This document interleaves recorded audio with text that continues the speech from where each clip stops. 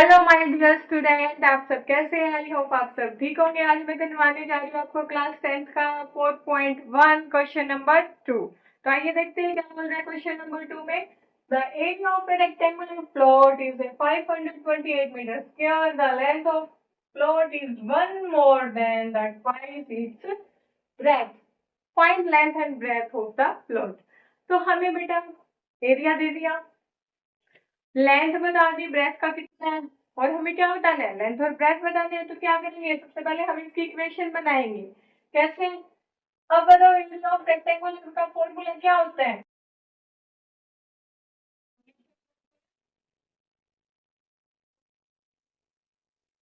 Area of rectangle क्या होता है? Length into breadth. हमें एरिया ऑफ रेक्टेंगल कितना दे दिया भाई, उसने बता दिया 528 मीटर। समझ आ गई उतनी बात। तो अब उसने क्या कहा, हम लेंथ को क्या भाई, लेंथ को अब एक्स मान लिया, लेंथ को मान लिया हमने एक्स, सॉरी, लेंथ को एक्स ही मानेंगे बेटा, ब्रेथ को एक्स मानेंगे।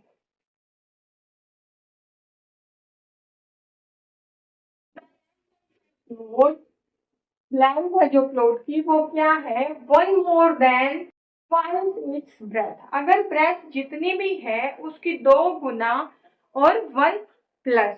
कैसे? अगर हमारी ब्रेथ एक्स मान ली, हमने मान लिया प्लॉट की ब्रेथ कितनी है, एक्स है, तो उसकी का लेंथ कितनी है, ट्वाइस। ट्वाइस कितनी हो जाएगी, 2x। दो गुने से वन मोर, वन मोर, मोर बोलता है तो क्या होता है, प्लस होता है, तो प्लस वन। याद रखना बेटा, जब भी ट्वाइस थ्राइस बोलते हैं तो मल्टीप्लाई होगी, और अगर वो वन मोर बोल रहा है तो प्लस होगी, टू मोर, मतलब मोर का होगा प्लस, लेस है तो माइनस। समझ गए भाई, मोर है तो प्लस होएगा, लेस बोल रहे हैं तो माइनस होएगा। तो अब हमारी ये बन गई भाई, length is one more then twice its breath. जो लेंथ है वो ब्रेथ की ट्वाइस और वन मोर है। इतना सभी को समझ आ गया होगा। चलो अब आगे करते हैं। एरिया ऑफ रेक्टेंगल का फॉर्मूला होता है length into breadth. Value put कर देते हैं वही इसमें। चलो क्या करेंगे, लेंथ हमारे पास 2x प्लस वन, ब्रेथ है x, दोनों की मल्टीप्लाई होके किसके इक्वल आएगा, 528 मीटर स्क्वायर। हो गया। अब इसको सोल्व करेंगे, क्या करेंगे, मल्टीप्लाई करेंगे। 2x square plus x is equal to 528। इसको इधर ले जाएंगे, माइनस हो जाएगा, हो जाएगा नहीं, प्लस x इधर लेके आए तो माइनस 528। हम अब हमें इसको फैक्टराइजेशन मेथड से सोल्व करते हैं। तो क्या करना पड़ेगा, 528 के हमें ऐसे फैक्टर करने पड़ेंगे। सॉरी, पहले क्या करेंगे, फर्स्ट टर्म और लास्ट टर्म की मल्टीप्लाई करेंगे।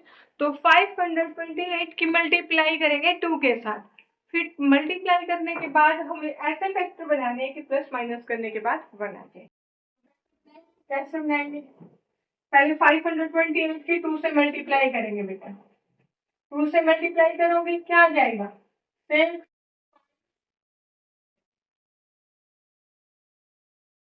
समझ रहे हो, फर्स्ट टर्म की लास्ट टर्म के साथ मल्टीप्लाई करेंगे, मल्टीप्लाई करते हैं। अब इसके फैक्टर बनाएंगे। जब भी बेटा लास्ट में इवन नंबर दिख रहा है तो समझ जाना, लास्ट में इवन नंबर कितना ही बड़ा डिजिट हो, कितना ही बड़ा डिजिट हो, अगर लास्ट वाली डिजिट हमारी इवन है तो वो 2 से डिवाइड होगा। तो इसको करते हैं 2 6 4, फिर 2 से करेंगे 1 3 2, फिर 2 से करेंगे 6 6, फिर 2 से करेंगे 3 3, फिर 3 से करेंगे 1 1 11। मेरे में ये फैक्टर आ गए। आप देखो बेटा, 11 3 जा 30, 2 1 जा 2, 2 2 जा 4, 4 2 जा 8, 8 2 जा 16, 16 2 जा 32। तो क्या आ रहा है, 33 मल्टीप्लाई 32 आ रहा है। तो 33 में से माइनस 32 कर देंगे तो हमारे पास 1 आ जाएगा। हमें यही चाहिए था। क्या चाहिए था भाई, मेरे को ऐसा नंबर चाहिए था कि जिनको प्लस माइनस करने के बाद मेरे पास 1 आ जाए। तो हमारे फैक्टर क्या बन गए, 2x square plus 33 x minus 32x minus 528। कितना सभी बच्चों को आ गया बेटा समझ? जब भी आपको फैक्टर बनाने हो आप ऐसे बनाओ, ऐसे बनाओगे गलती नहीं होगी, जल्दी भी बनेगी। हमने क्या करेंगे, डिवाइड करते जाएंगे, फिर जो भी ऐसे बैलेंस करना है, ऐसे मल्टीप्लाई करना है कि प्लस कर माइनस करने के बाद हमारी ये वाली कंडीशन को पूरा कर दे कि हमें यहाँ पे 1 चाहिए था, हमें 1 ला के दे दो भाई कैसे ही। तो हमने कर लिया, अब आगे करते हैं। आप देखो हमें इस फर्स्ट 2 में से कॉमन लेंगे और लास्ट 2 में से कॉमन लेंगे, इसको भी -32 एक्स प्लस 33 एक्स कर लेते हैं। आप देखो इसमें से 2x कॉमन आ जाएगा, ये आगे पीछे कर सकते हैं बेटा, जैसे आपको सुटेबल रहे वैसे कर लेना। बाकी आगे पीछे अगर 33 को भी आगे रखोगे ना तो भी क्वेश्चन सेम आंसर आना सोल्व हो जाएगा, बट हम थोड़ा इजीली बनाते हैं इसको। तो 2x कॉमन आ जाएगा, x माइनस 16। अब देखो प्लस 33 को भाग ले लेते हैं, अंदर क्या आ जाएगा 1 माइनस 16 क्यों आया? देखो बेटा अगर आप 33 को 16 से मल्टीप्लाई करोगे तो क्या आएगा,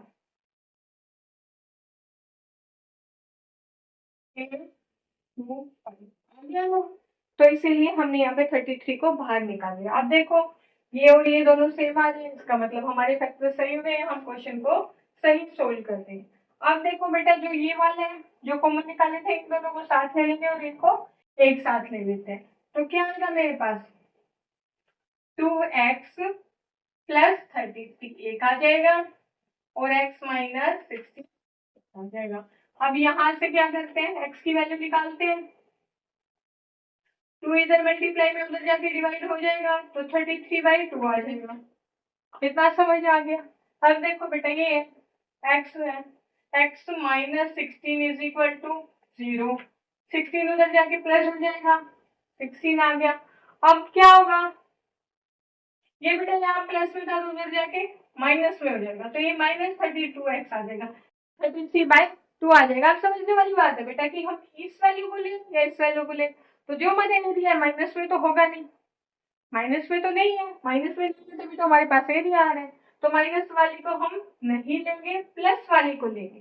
समझ गए भाई, हमने 16 क्यों लिया, क्योंकि वो प्लस में आ रही है, अब एरिया है तो वैल्यू तो प्लस में ही आएगी ना, तो प्लस वाली को लेते हैं। अब अगर यहाँ से हमने ले लिया भाई x की वैल्यू 16, x की वैल्यू कितनी आ गई 16, तो ब्रैथ हमारी कितनी आ गई 16। अब यहाँ पे मैं 16 पुट करती हूँ, x की वैल्यू हम 16 पुट करेंगे तो क्या आ जाएगा